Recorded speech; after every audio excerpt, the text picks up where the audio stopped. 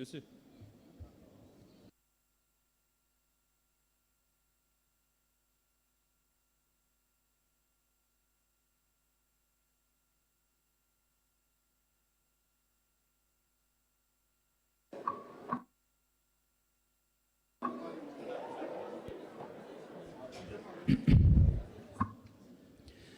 Ladies and gentlemen, welcome to the third day of Azerbaijan National Urban Forum. In the past 2 days, we had very extensive discussions on rebuilding, on recovery, on financing governance of the cities, as well as leveraging technology and environmental issues.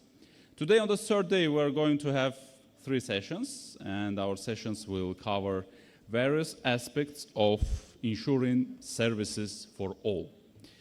I would like just to mention that 2 sessions will be in a row. There will be no break between the first and second session. Just I would like our kind last to our translators also to emphasize this point.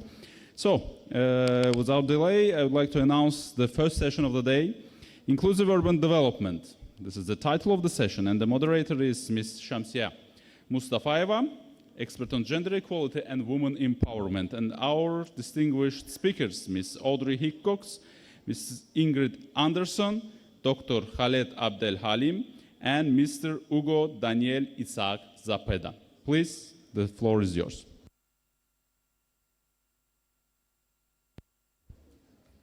Thank you so much. Morning, everyone. Welcome to the third day of the National Forum on Urban Development. I'm very excited to be here, and we have an outstanding panel this morning. You will hear from different experts, and our geography goes from Egypt to Mexico. So we're going to cover a huge, interesting, in-depth topics, and I'm really looking forward to your questions. I promise we all will try to make sure there's time for questions. Okay? So before we start the panel, I just wanted to give you a few of my thinking about when I think about inclusive development, urban development.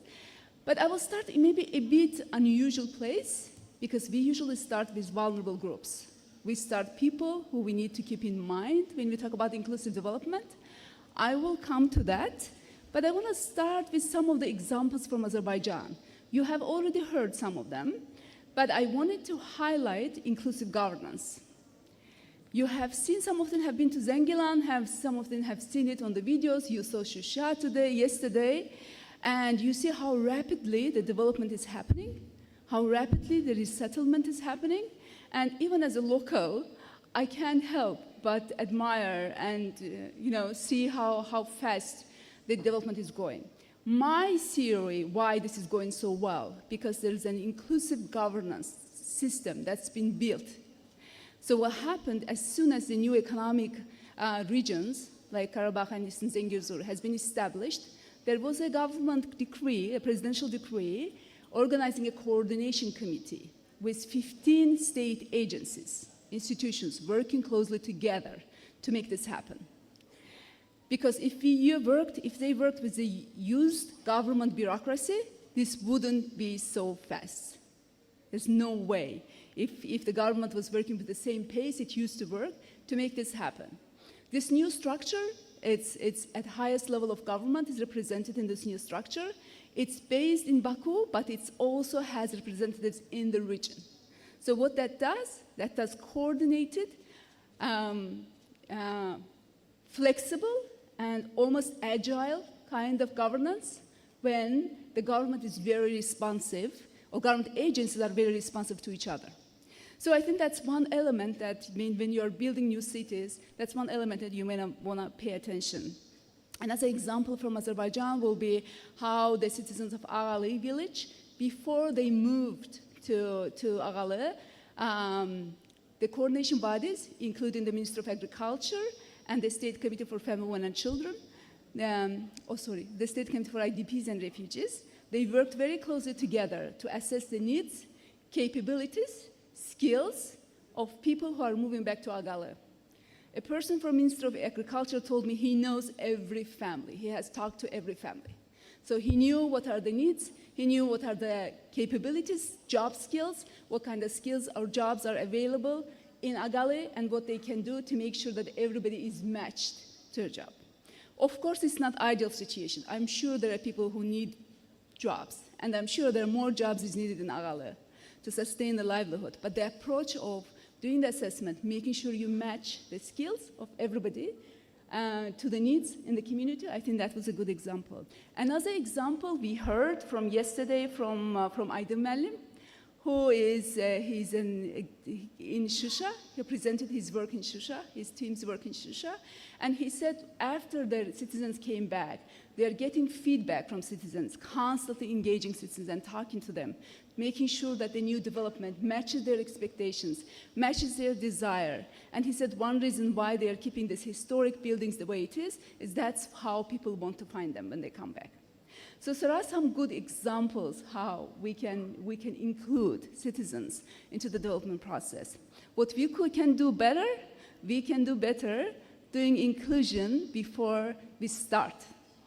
Doing inclusion from day one of planning, when we really hear everybody and we start with thinking all the vulnerable groups. Women, girls, people with disabilities, older people, IDPs, refugees, other nationalities, all of these people, and people with disabilities, of course. They have different needs, and the idea of inclusive urban development is that we think about it, we plan accordingly, and we implement our projects accordingly.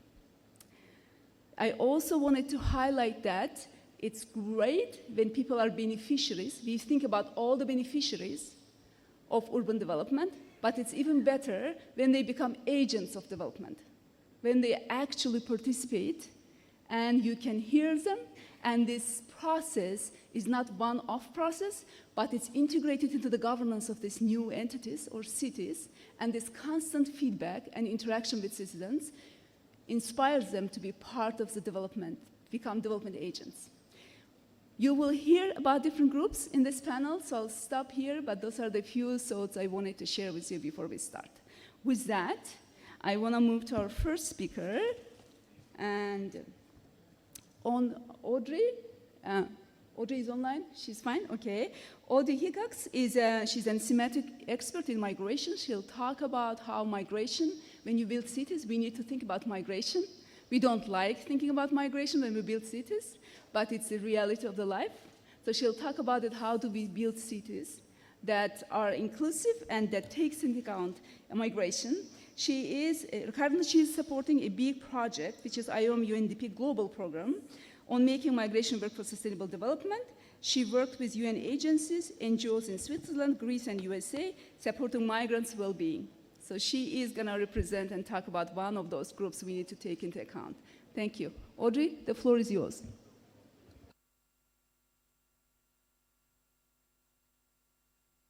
Good morning. Thank you, representatives, for inviting me to join you today. IOM is committed to empowering and supporting cities to create more inclusive environments where everyone can thrive, letting local communities and national governments identify the solutions so that migration can be a force for good. I first want to start off with a story. I've just visited Serbia, where one of the main development challenges is that young people are leaving smaller cities, leading to depopulation and slowing development. A combination of policies and practices at both the national and local levels have helped, thanks to support from an IOM and UNDP global program. First, they have several national laws that include mobility, such as the National Youth Strategy and National Employment Strategy.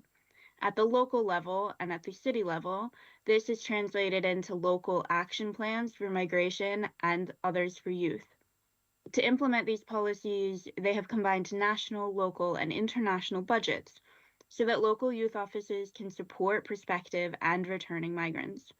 For example, they're setting up local technical or training schools which train young people on skills that local businesses really need. Some municipalities even partner with businesses to provide direct training to employment paths. Peter, who you can see on the screen, is 20, and he already has a job in a local furniture making company in Ivanitsa. After completing secondary school, he didn't have a job, but he also didn't want to move to another city. So he took courses offered at the youth center, such as 3D modeling and machine operations, and now he's employed and he hopes to continue progressing in his career. So this story illustrates just how interconnected migration and other areas of development are, and why the local level is where all of this comes together. We typically think of migration governance as pertaining to migration policies developed at the national level. But if we are to ensure that every person is able to achieve their full potential, we need to integrate migration into cities' ways of working and expand urban planning to reach and empower all people.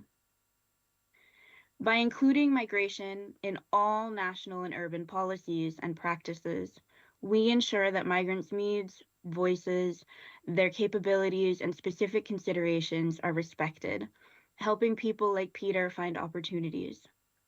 The first step is the policy environment. Migration is part of all aspects of one community, from healthcare to employment to housing. And policies and institutions must reflect this. IOM regularly supports and provides guidance to cities and national governments as they integrate migration into all types of policies at all levels. A robust policy environment then supports the SDGs and the GCM. COVID-19 was a great example. We saw how everyone in a city needed to be able to access healthcare at low costs. Healthcare policies must have provisions to ensure migrants, even undocumented migrants, can access hospitals, vaccinations, and primary care.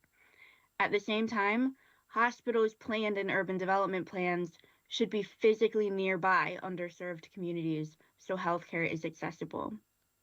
COVID-19 also showed us that a lot of our healthcare systems rely on migrants and diaspora. So we also need employment and economic policies to help migrants enter the workforce as local doctors, pharmacists, medical scientists, and nurses. Education policies can build the skills of new professionals. Migrants also filled the essential services that continued running during the pandemic, getting food on our tables and keeping infrastructure functioning. Migration then has to be included in all of these policy areas, and it's in the city where we see these connections in real time. Urban policies should also be built on a real understanding of both the city and the ways migrants navigate and contribute to it. This requires collecting information and consulting migrants through every step of the policy process. There are several different strategies to do this, and IOM can help identify the most suitable ones. National governments can also build their policies on local data and prioritize certain towns or address common challenges across different towns, including those related to rural-urban internal migration movements. Still, even with policies, it can be difficult to implement them and ensure that migrants are actually able to benefit in practice. We need to rapidly expand urban services in partnership with all local actors through whole of society partnerships. Ideally, migrants will have access to existing services, such as local schools or healthcare systems, rather than creating new separate solutions. This builds stronger social cohesion and ensures equality. But this requires adapting services to ensure accessibility. Firewalls between local service providers and national institutions may protect migrants and make them feel safer when going to hospitals or other services. Services should be available in neighborhoods where migrants and diverse populations live so they can easily get to them, and must have interpreters and information available in different languages. Sometimes mappings are helpful. For example, some countries have carried out a mapping or a study of all services in all municipalities, and that has helped to identify gaps, barriers, and recommendations to ensure migrants can access a variety of different urban services and spaces. We then also need to help migrants navigate the complex urban infrastructure they encounter. For example, referral systems mean that one counselor or service provider can meet a migrant, assess their needs, and then support them to access NGOs, the government, or employers. However, urban plans often forget that migrants also play an integral role in building the city, in delivering these services, strengthening urban economies, and in bringing diversity, new cultures, and vibrant new ideas. Migrants are change makers. They fill crucial labor gaps in cities. They are entrepreneurs and innovators. So urban planning must also provide opportunities for migrants to contribute to their cities rather than pushing them to the fringes. One of the most essential ways to do this is to work with the private sector, to open up employment opportunities, provide training and skilling courses, and identify avenues for migrants with ideas to be able to realize them, either through building their own businesses or contributing to ones that already exist. Similarly, creating spaces where migrants and the native population can encounter one another and can co-create is essential to fostering vibrant, thriving cities. Schools and offices are some examples of these spaces, but so too are parks, restaurants, cooking classes, and more. And all action at the local level must provide space for migrants and all community members to have a say, to make sure their needs are heard, but also to share how they are contributing to their local communities. Consultation with diaspora and migrant associations are one way, anonymous feedback in municipal offices are another, and directly engaging migrants from all backgrounds in the design of policies and projects is essential. The political will and engagement of local leaders, mayors, municipal and provincial offices is often a necessary starting point. Yet local implementation requires national support. City, regional, and national authorities must work together. For example, build working groups or coordination mechanisms on migration issues that include national and local actors. Similarly, like networks supporting the implementation of the Global Compact for Migration. Or channel funding and resources to cities. National governments can set aside dedicated municipal funding in this area. International agencies, donors, and the private sector can also directly fund local municipalities. And learn from cities with great examples. The mayor's mechanism, Call to Local Action for Migrants and Refugees, has collected over 70 good practices from cities and towns to make their cities more welcoming for migrants. Learning from, scaling up, and replicating urban practices can be extremely helpful as local authorities support a widening group of people that they may not have worked with before. There is already great work going on in cities. IOM and our partners have the tools, the approaches, and the evidence for how to create more inclusive urban areas, like the IOM and UN Habitat Guide on integrating migration into urban development. Inclusivity and diversity brings positive change and prosperity to the entire city, which in turn builds national development. There can be no sustainable development without migration or cities. These approaches are not just theoretical, but essential. They have an impact on people like Peter, who I started this presentation with, these small business owners in Ecuador who you see on the screen, and on us here in the room. The key here is opportunity. We need to open more doors to employment, to education, to leadership, and participation in community decisions.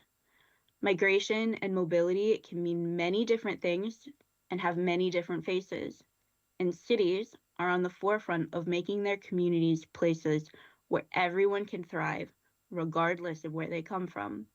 This is critical to urban development, and indeed, one of its building blocks.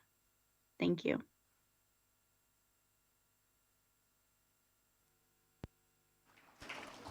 Thank you so much, dear Audrey. Very much appreciated. And thank you for highlighting that migrants are the change agents. They are the change makers, and we need to make it a good force for the development and future of the community, inclusive development of the community. With this, we'll move to our next speaker. One thing that I wanted to highlight before I introduce our next speaker is that another part of this inclusivity is including the nature, the people and the planet. When we plan, we think about the nature. We heard some examples yesterday, how buildings can be nature, in tandem with the nature, how they can prevent the flood, how they can prevent different disasters. We heard about how in Shusha they're preserving trees. So the nature and sustainability of our planet is very much depends if we are taking the nature in consideration. But our next speaker will talk about how we can learn from nature, how nature can offer us solutions. So with it, I'm introducing Ms. Ingrid Anderson. She is Vice President of Global Forum.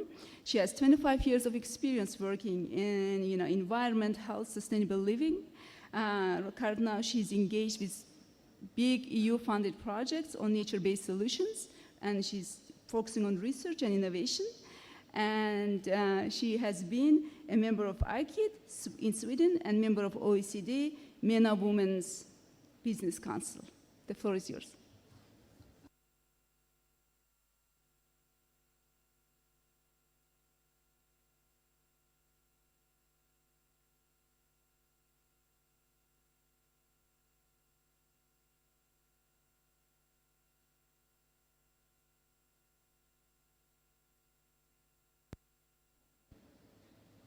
Mic is working? Yeah. So thank you very much, dear moderator, for your kind introduction. And also I would like to say thank you to the SCUPA, thank you to the World Habitat for inviting me here. And I'm honored, it's my first time in Baku, and I've been so well received. The hospitality by the people here and also the livelihood of the city has given me a very strong wish to come back. So thank you again for that. And today, let's see, my slides, yeah. So today I will try to give some experiences from Japan, Sweden, and Europe and the Middle East, where I've been actively working the last years. I will talk about climate adaptation by mainstreaming nature-based solutions. And I will try to also to focus on a specific project. It's called Urbinat. It's Urban Innovation in Nature, where we work with cities and specifically deprived areas, social housing areas in Europe, in bringing some social change by the help of nature-based solutions. In these cities, we have worked on healthy corridor concept, and I will explain a little bit how that works. And what kind of processes are we putting into motion in order to drive the social change? And how does the value creation look like? And what kind of tools and methods can actually be used? And trying to give some practical examples of that. And then I hope to have time for some questions also at the end. Okay, thank you. So we start with the nature-based solutions. I think that most of you already know what nature-based solutions are, but IUCN, they have their definition, the Commission, the European Commission has their definition, and the European Commission has been driving the nature-based solutions by funding a lot of action research projects. It's not traditional research, it's actually research where we do things on the ground. And right now we have approximately 150 cities engaged in this, also with observer cities in other parts of the world that are following the developments. And we are trying to also connect with Africa, Asia, the Americans, Latin America, and working out how we can learn from nature, actually by adopting nature-based solutions. And now, I will show a little bit on what kind of nature-based solution. Most people think, oh, a nature-based solution, that's a green wall, or that is changing an environment. But actually, nature-based solutions can be many things. In the project that I'm working on right now, we have categorized 4 different kinds of nature-based solutions: the territorial, the technical, the social and solidarity, and the participatory. I think that most people will understand technical and territorial. We see here examples of a wildlife park as a territorial MBS and a green roof as a technical MBS. But what is then a social and solidarity MBS? On this picture, you can see people baking bread. This is actually from Sofia, the capital, and where we have something called the bread house. The bread house is using ecologically produced flour, and then they bake bread. And they give this bread to people in need and working it out. And how can you make money out of this? How can you actually be doing this as a sustainable action, not by just having donors? Yeah, this bread house, they have come up with the idea that they do workshops for big corporations. So you have teamwork building workshops where you actually bake bread together, and the bread is then donated out to the communities. Then we have participatory. There we see an example is a photo voice. Photo voice, we engage kids, they take photos, but we are driving change by giving positive energy. So the kids, they were giving the opportunity to go out. I mean, everybody in these deprived communities, they say, oh, you have a lot of criminality, you have a lot of problems. So they feel already now weakened by this. But instead, we give them the tool to take photos with a camera and say, take photos of something that you really like in your neighborhood. And first they say, I don't like anything. But then you see how people are coming to life and saying, okay, actually, I think that those trees that I have there, or the swing in the playground, I really like that. So, and that brings the positive change in the social aspects. And here we can see what have we been doing in this project, the Urbinat project. What does it mean with a co-creation process? The co-creation process has to start from the very beginning and to the very end. So we started out with something that we call co-diagnostic. This was involved a lot of the research, but also the citizens. We mapped how does people participate. What is the participatory culture in this neighborhood? Well, we look at some societal challenges, the eco-social area. So mapping this to understand what is on the ground. How many schools do we have? How many open spaces do we have? What kind of meeting places, public spaces are there in this neighborhood? And then the next one is the co-design. The co-design, we used something called the MBS catalog. We collected different MBS, different nature-based solutions from the 4 different categories, and then created a catalog. You can go to the Urbinat website. I will show that at the end, and then you can see what this MBS catalog means, how many nature-based solutions. And then people worked out together and said that this might be a good solution for our city or for our neighborhood. This is something that could work, and this other one we don't need. We cannot use it. So by doing this co-design and putting out on a big map what kind of nature-based solutions can actually benefit our society. Then we go to the next stage, co-implementation. Very important to have all citizens, all the stakeholders engaged when you implement something. So it's not just a company or the municipality that is doing the work of implementation. Doing co-implementation and engaging co-creation processes will create a lot of value in terms of ownership, trust, transparency. You build that connection with the community and all the stakeholders, and you feel that this is my neighborhood. I take care of my neighborhood. I can drive change. I can do something for the climate. So this is the co-implementation, but it's not enough with that. We need also to evaluate. Did it actually work? Did it work? We implemented a nature-based solution, but what if nobody uses it? Or maybe it was not well designed. Maybe the rainwater is not coming where we were expecting it to come. So we do also co-monitoring together, evaluating the processes together. Did it actually work?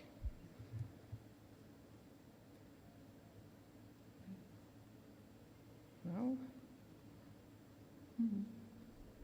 Okay, so where did we place these nature-based solutions? The whole idea was that in these cities, We wanted the deprived areas, the social housing areas, to be able to don't feel so isolated, be part of it, do some integration efforts.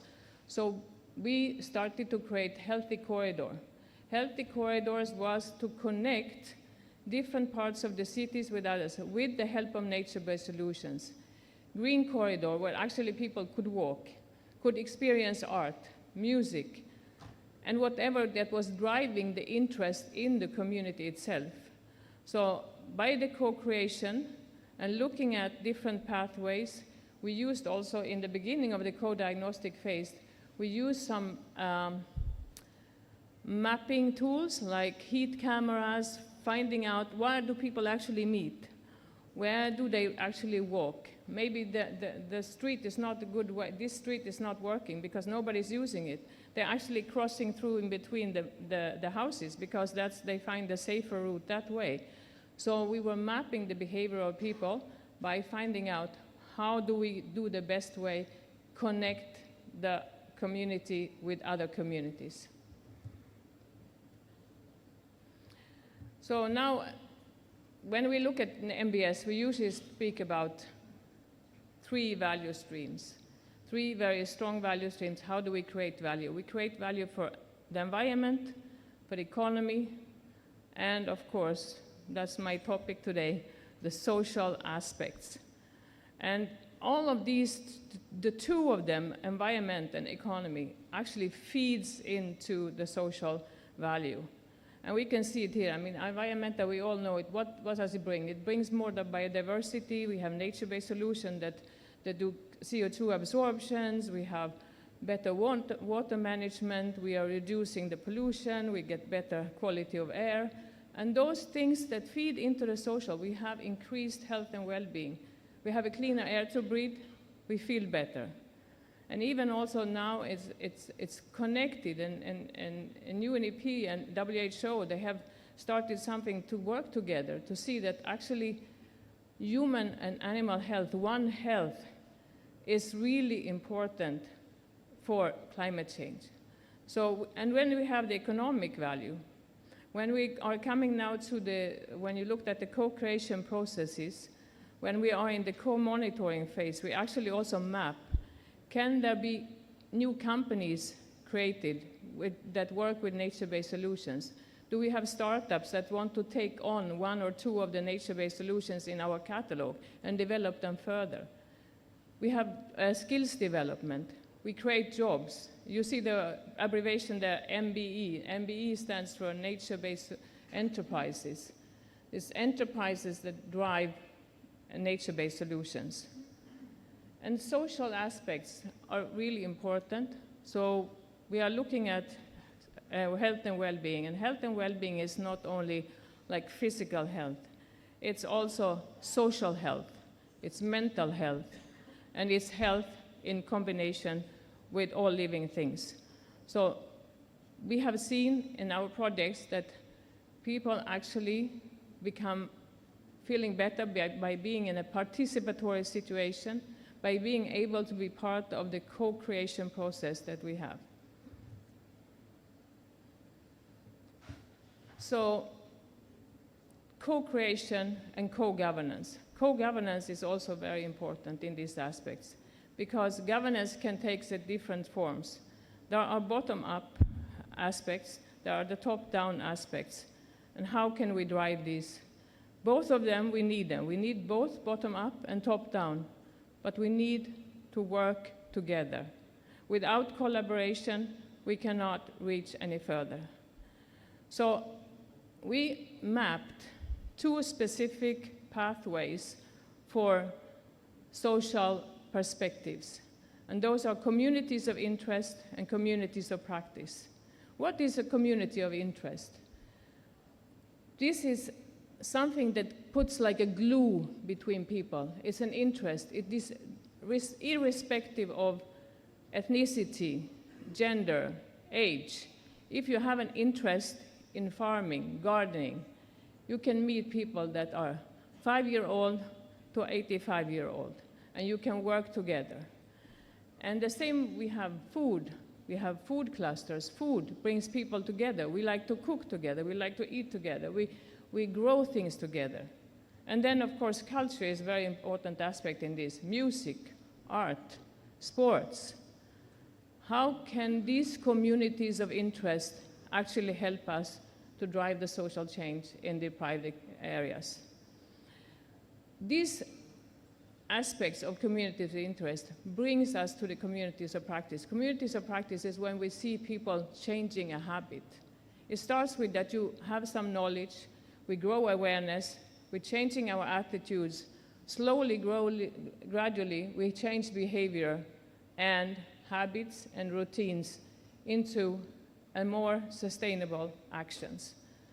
And there are different methods and tools of this. I put them on some of them there. I mean, everybody knows about living labs. I mentioned photo voice. In one city in France, they use something because for the inclusiveness of people, because our last speaker, previous speaker spoke about inclusion. And inclusion is extremely important. But how do we do it when it's always the same people that are coming to the meetings and to the workshops that is organized? It's not enough to invite them. We actually have to go out there and meet people. And in Nantes, in the city of Nantes, they started something called the bus citoyen, the citizens bus. This bus is traveling through the cities in every little corner and meeting people on their grounds in order to meet those unusual suspects. Because the usual suspects, we already know them. They are part of our actions. But we need to include everybody else. So here I would like to end my presentation, and I'm happy to take any questions. And as a last word, I would like to say, if you want to do change in your neighborhood, join a community or create one. Thank you.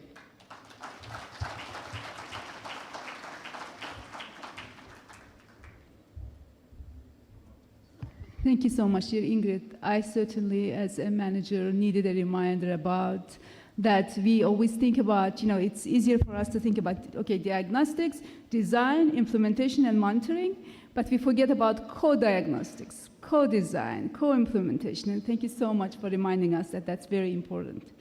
Right, with this, I'm going to move to our next speaker, and our next speaker is Mr. Khaled, Dr. Khaled Abdul Halim. He is the advisor to the Minister of Local Development and manages the technical support projects for the ministry in Egypt. And he is coming from an extensive background, working with international and local organizations. He's holding a master's degree and PhD from UK in housing policies. He worked in different fields and notably relevant to us is settlement upgrading, local governance assessment, and is currently directing this big project. That's joint project between EU and UNDP. Mr. Abdul Hamid, the floor is yours.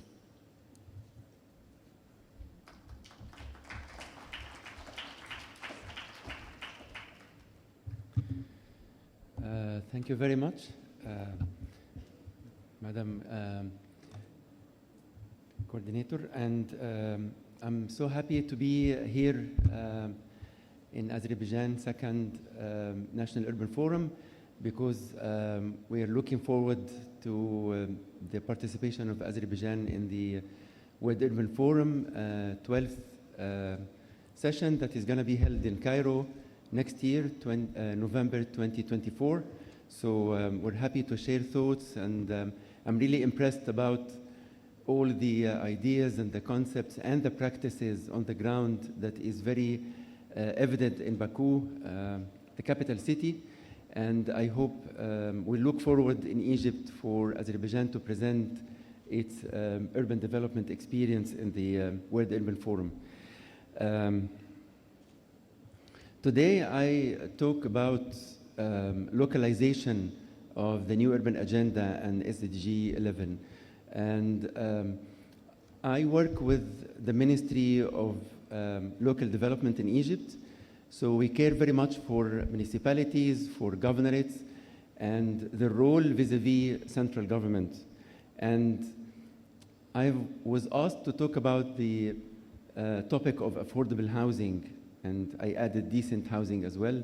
And I find it very much related to the two issues, the issue of the new urban agenda and SDGs, but also the issue of the role of local government versus central government.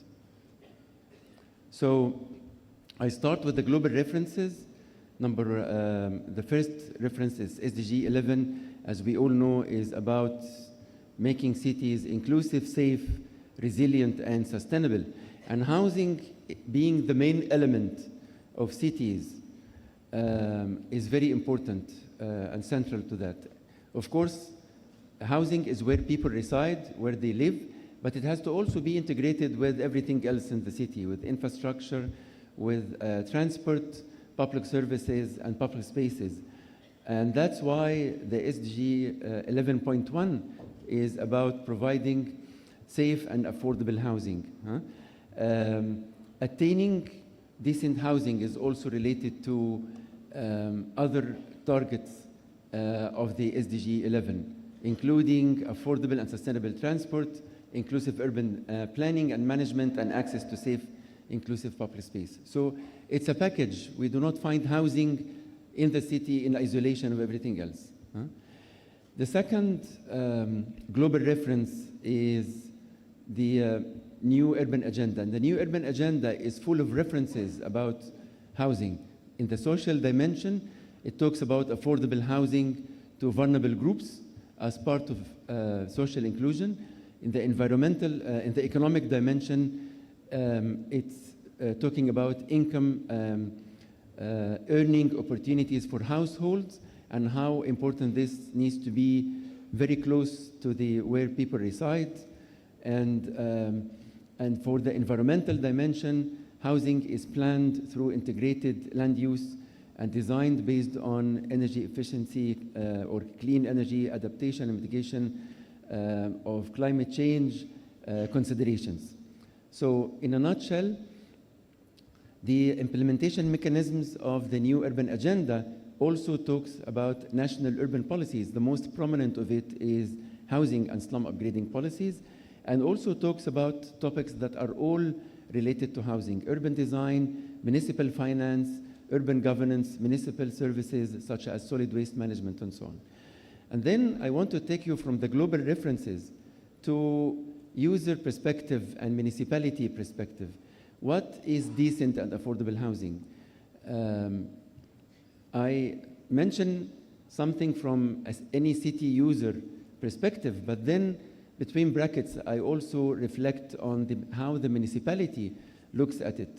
So housing is decent and affordable for any one of us if it is in a walkable neighborhood where we can walk around. Of course, we know about the 15-minute city concept and so on. But how can neighborhoods be walkable? It's actually an urban planning and urban design issue. So municipalities have a role to play into this.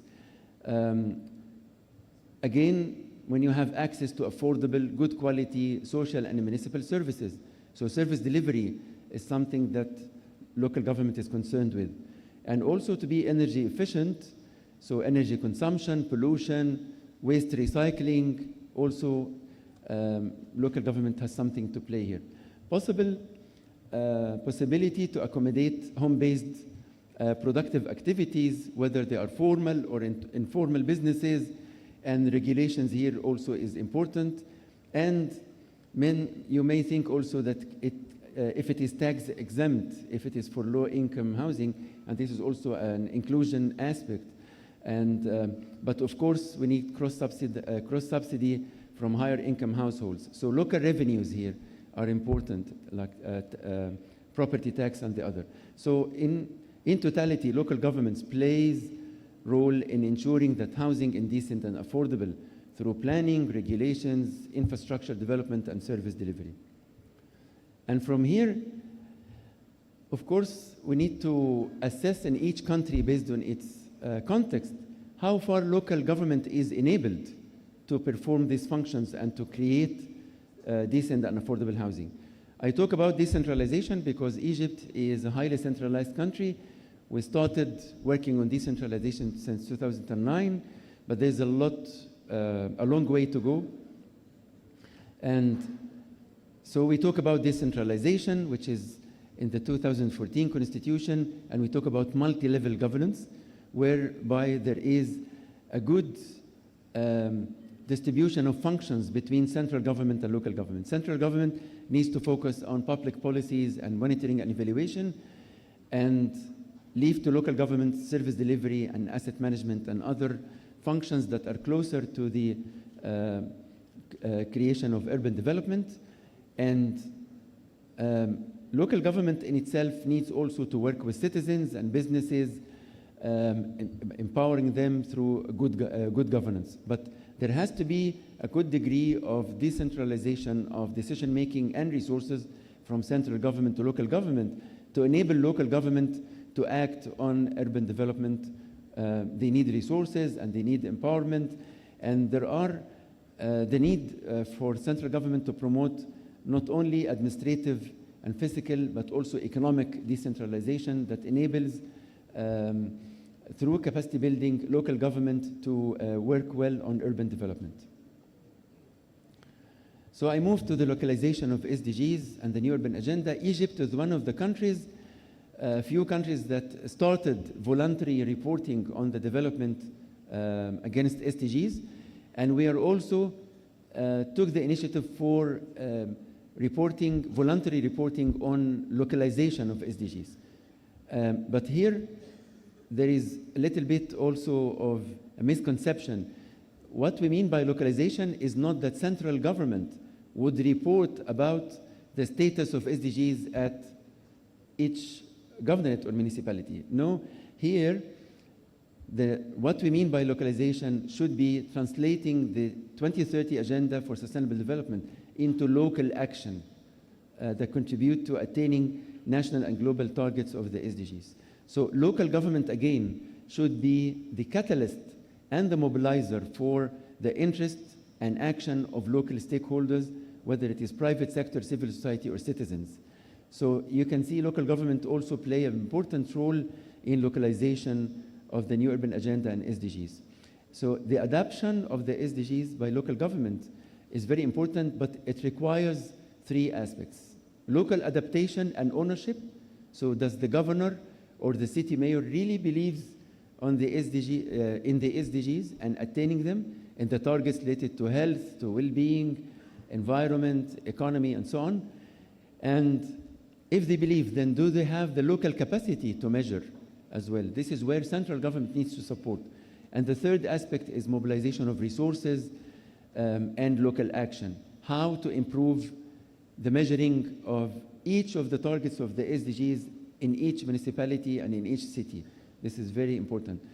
The means for that, again, decentralization, as I mentioned, but also strategic planning linked to M&E system, connecting the local, the national, and the global, good governance, and local stakeholder engagement. I share two practices from Egypt. The first is something that we have started very recently, governorate strategic plans. And we have 27 governorates, or you can say regions, sub-regions within Egypt. And the new planning law issued in 2022 requires that each governorate would have its strategic plan. And the strategic plan, it's like, for example, saying Cairo 2030, Alexandria 2030, and so on, is actually embedding the targets of the SDGs and what is called Egypt's Vision 2030, which is the national strategic plan. And then how to translate this into medium-term investment plans, not only for municipal services, but for all the services. So strategic planning of the governorates can be a very effective tool in localization of the SDGs and attaining good housing.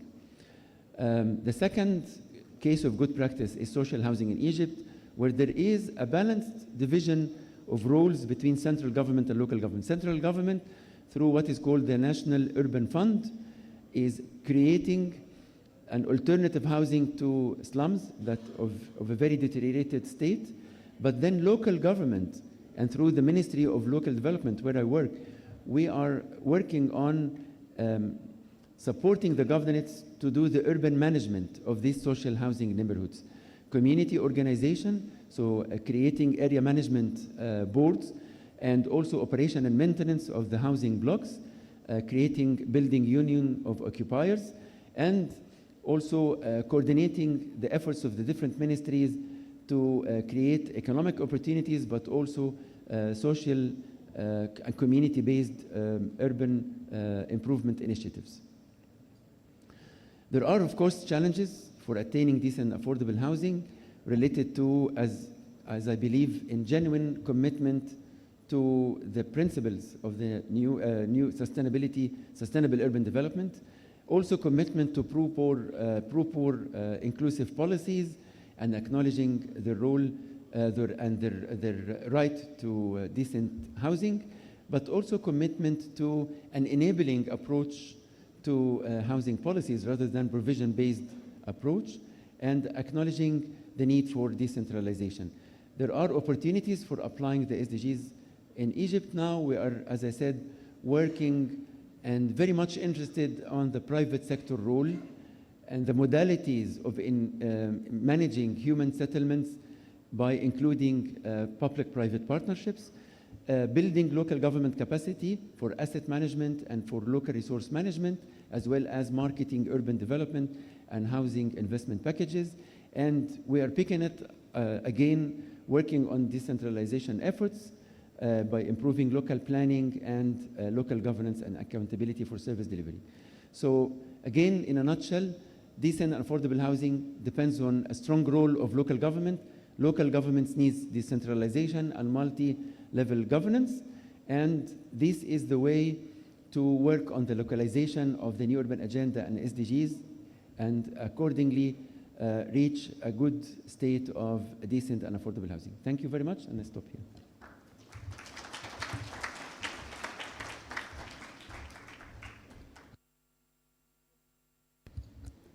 Thank you so much, Dr. Abdul Halim, for this extensive presentation, and thank you for reminding us the role of local governance, because they know the culture, they know the nature and the local places, they know the people, their needs, their aspirations. They need to be able to make decisions for the community, with the community.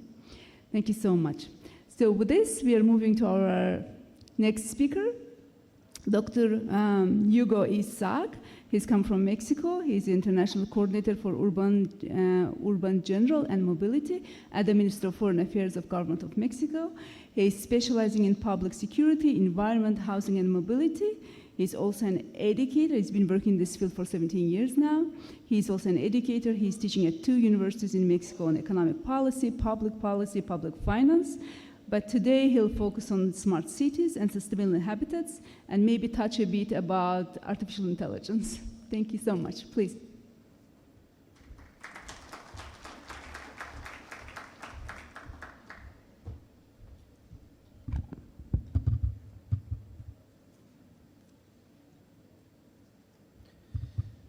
Well, thank you, and good morning, and salam, and the Sahaniji Yehir in the Azerbaijan speak.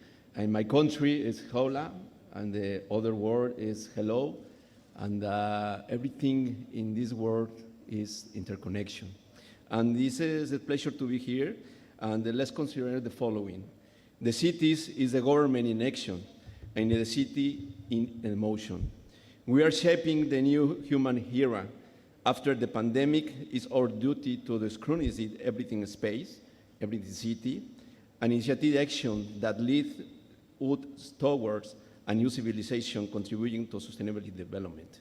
I am the Dr. Hugo Isaac, an International General Coordination of Urban Issues and the Ministry for Foreign Affairs and the Government of Mexico, and representative today of the President of the UNAID Assembly. Welcome, everyone. Today, I will take you deeper into the existence and creation of cities, and we know them and the cities we need. Well, there is an infinite range of information to create a very particular structure among us. In this interconnection, millions of variables unite us. The main being that we are single species, which the most significant role in the ecosystem we inhabited and the intrinsic values of survival. It took millions of years to evolve constant adaptation within the ecosystem that have the lead quantum leaps and have allowed is to enter for the new technological revolution. It's a new era the data, big data. Today, we navigate unimaginable levels of city development, but where are the cities? We need to start with the phenomenon of study, understand that the city is living entity and ecosystem capability of hosting life. In continually expand and acquire information for every being that comprehends it is. It is the city and the environment that allows evolution and development. And today, you experience it, traverse it, and express it through urban genetics. Now, Mexico is a country with approximately population of 123 million inhabitants, with a growing economy of 1.3 trillion in development. We have 9 of the 11 types of ecosystem on Earth. Additionally, we are beginning to transition on to a stage of change. We're starting to analyze cities in a completely different way. Why the topic I'm going to explain to you, interconnecting cities intelligently. To create an ecosystem, whether natural or digital, the function of a cheese space that make up the city most first by dimensioning.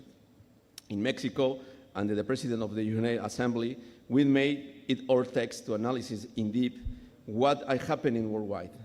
We began measuring cities from the perspective of sustainable development. In previous years, the Prosperous Cities Index had been created, which together with United Habitat, we constructed. Over the years and before the pandemic, cities behave in certain ways. During the pandemic, they become environment invariably determined by the type of society inhabiting them. After the pandemic, new models of the cities emerging, more interconnected cities. As you know, it's less than the 3 years as the city underwent the acceleration of digital transformation. In 2019, for the first time, a coordination related to urban issues was created within the Ministry of Foreign Affairs. This made it unique and left a legacy so that other nations could follow the same path. This has allowed for the perspective of interconnecting public policies worldwide and bring us closer to absolute prosperity. So, interconnecting city intelligence is a tool drawn from the methodologies of Agenda 2030, the new urban agenda, and the local development plans. This is done in collaboration with subnational governments, public and private universities, civil society organizations, and entrepreneurs. Creating interconnection place people at the center. This is where the case study starts. This comparative analysis allows us to find 6 variables, 6 constants expressed in all cities in all territories, regardless of the city's development level. These 6 X are quality of life, health, education, security, mobility, and the climate change. We start the organization, the local urban forums, to create urban forums and laboratories. We have new research, 45 cities in Mexico, 4 subnational governments, and 5 countries, France, Poland, UK, Brazil, Argentina, and today we add Azerbaijan. We, together with local decision makers, create the methodologies for intelligence interconnection cities. Is a local actor who defines the path of development. We promote interconnection solutions and the best ones. Each site, each city allows us to expand the technologies, here even filters. In other words, we are creating urban nodes ideas have never seen before. This is done by measuring consequence through experts and dynamic solution based on a connection. In my presentation, you can see that we are facing the stage with technological developments and new economics models, and new forms and social organization intersects. We management of this process is the path to evolution, prosperity, and improvement of the quality of life. This is how the digital age is present to achieve global development. The strategy is the giant axis of the Smart Urban and the Smart Urban Agenda, which will be of the coordinated and interconnected compendium of smart cities to assume the new form of adaptation and the intelligence prosperity. And the big data, biotech, IoT, IA, robotics, this is the new era for the smart cities. In this context, in the smart cities development, the four elements. The first is smart mobility. The second is smart government. This next is smart quality of life. And final, smart environmental impact. Increased supplies, energy, food sufficiency, quality of service, decent housing, participation with civil organization, local governments, academic, private sector, increased efficiency of availability research, less is more, and circular economic, self-sustainable process. Increase, of course, is the quality of life, interconnected cities, smart city development. A smart government will seek to place city at the center of the model, where they are given the capacity for active participation, which allow the inhabitants to become co-creator of this.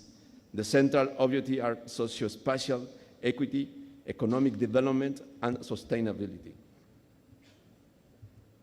This by says considering development of city according to their diverse regional behaviors, and addressing team with the federal, state, and municipal public policies to design local solutions in all cities. Within the city's development model, 6 guidance acts are considering the technologies and the system vision take advantage of and potentialize this era. The first, economics of development. The second, mobility. 3, security. 4, education, human development. 5, environmental impact. And 6, quality of life. You can see in my presentation is the easy interconnecting smart cities, plus and the regional urban interconnection labs, and plus and the smart innovation centers is the level of the actions. And the next, the giving in the net articulate ideas and action to create methodologies, strategic planning with comprehensive and technological vision for the benefit of the habitat. EASY is the terminus in the Spanish, Interconectando Ciudades Inteligentes, Interconnecting Smart Cities, is the Development Regional Urban Forum, seeking the construction of Mexico position in urban policy. In addition, it brings the National Urban Consultation, the closer to strength to governance on cities. In corner is the QR code, is the consultation for everyone in the territories in Mexico City. The development of the long-term global and system vision must deploy for each city be constraints with vocation and capacity transformation. The global purpose with intelligent governments to coordinate the urban innovation efforts to improve the quality of life inhabitants of vision at the national level. And the next, based on the interconnecting system, thanks on the application of new technologies, designs, or processes for managing the operation of urban system is friends. Through the symbiosis between data and daily life, cities will be transformed in mediated times based on human needs, having the ability to connect the world through biosystem and digital ecosystem to evaluate process and make more information decision, co-creation of urban plans and policies, development mapping, and the collaborating urban agendas. In this context is the contribution of the regional governments, civil society, universities, and private sector, and determination with together and the job with CEPAL and Unite Habitat and the different elements in the country in governments in Mexico. A smart city and the smart infrastructure, the shifts from the city to smart cities. In the next page, you can see on the slide the number of cities and the number of SDGs that fit the case. With this, we are creating a digital platform of real data public policy for local development. Its impact will have the short-term result. It's a city inhabitants who participate and learn how to build a city. You can see in the scroll, you can the different countries and the election, one countries and different SDGs, and the one impact in the territories.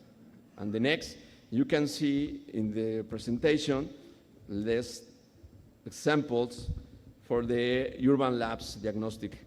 And the first principle is the laboratory in Querétaro, coordinate to development of the territorial urban, and the government, Querétaro, state easy lab, made it possible to study regional synergies and direct local development plans around regional cooperation based on data. And additional technical collaboration mechanisms and articulate with international agendas to strengthen the projects and access resources. In this turn, the final look at this is the second assembly, and it was behind the city of Nairobi, Kenya, from the June 5 to tonight, 2023. On this occasion, our country played a transcendental role by holding the presidency of the United Habitat Assembly and following up the progress in the implementation of the new urban agenda and the 2030 agenda by the 193 member states. In this highlight, that as country project the progress in terms of the work on territorial transformation of Mexico by interconnecting smart cities, initiative of the Ministry for Foreign Affairs, and it was also possible to specify by the government of the state of Querétaro. The city of Querétaro was awarded to host the World Habitat Day 2024. All of this caused Mexico to be considered to extend the president of the assembly until 2025, and thanks to the efforts to carry us sustainably, inclusive, and intelligence the projects that. Well, the final is, let's think of the city as the most powerful ecosystem. Those who inhabit it are the beings that have evolved the most. Based on this reality, it's time to create intelligence nodes. It's time to create the smart cities for the prosperity. You invite to visit to Querétaro boat and invite you visit Mexico. Thank you very much.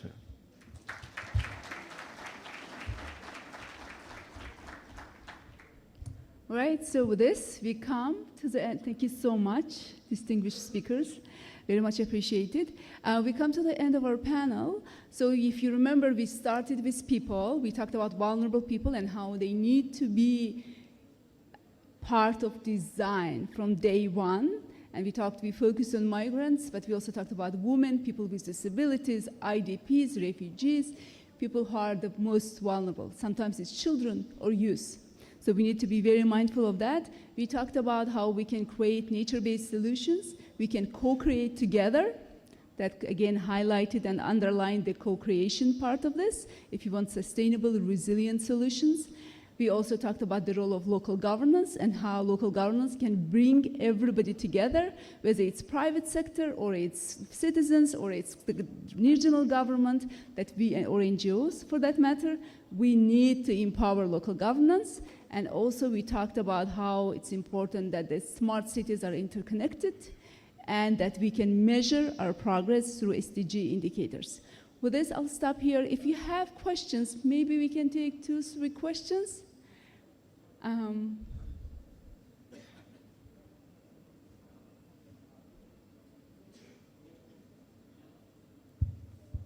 Yes, we're good.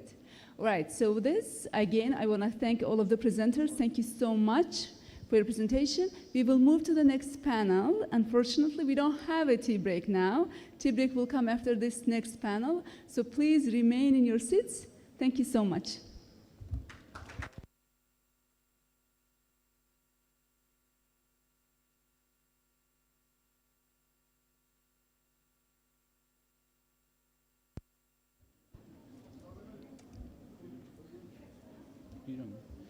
Thank you very much. So we're moving to the next session.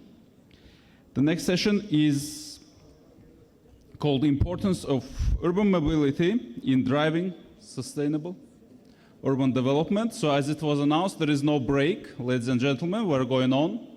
We're going on to the next session, and after this session, there will be a break.